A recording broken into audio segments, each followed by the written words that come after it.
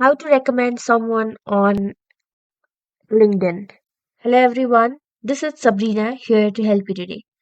So without any further ado, let's get right into the video.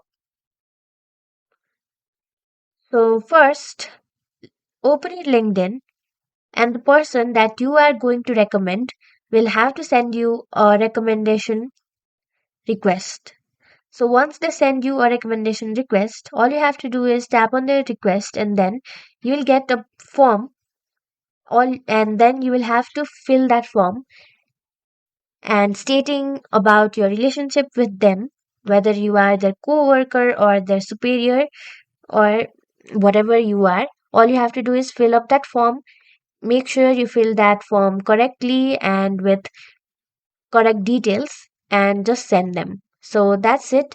Thank you for watching this video. Make sure to like, share, and subscribe to our YouTube channel.